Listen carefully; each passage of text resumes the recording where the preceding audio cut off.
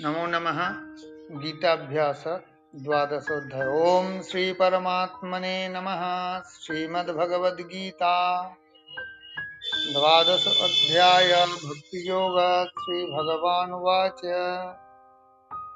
संनियम्येन्द्रियग्रामं सर्वत्र समबुद्धयः ते प्राप्नुवन्ति मामेव सर्वभूताहिते रताः।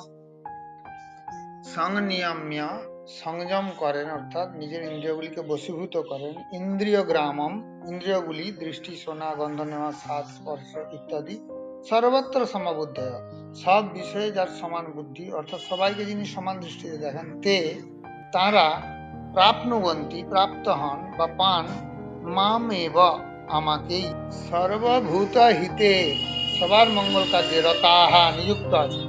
অর্থাৎ যিনি সংযমী ইন্দ্রিয়গুলিকে বশীভূত করেছেন, সবাইকে সমান বুদ্ধিতে বিচার করেন, সবার মঙ্গল চিন্তায় কার্য করেন, তারা আমাকেই প্রাপ্ত হন। পঞ্চমः শ্লোকः। ক্লেশোऽধিকতরস্তেষাम् अव्यक्तासक्तचेतसाम् अव्यक्ता हि गतिर्दुःखं देहवद्भिरवाप्यते। ক্লেশোধিকতর অধিকতর ক্লেশ হয়ে থাকে।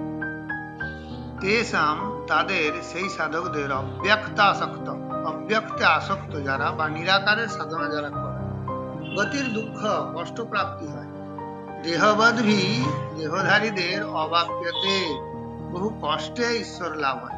নিরাকারে আসক্ত চিত্ত সেই সাধকদের অধিক ক্লেশ হয়ে থাকে, কারণ দেহধারী ব্যক্তিদের অব্যক্তের প্রাপ্তি বহু কষ্টে লাভ হয়। নমো নমঃ।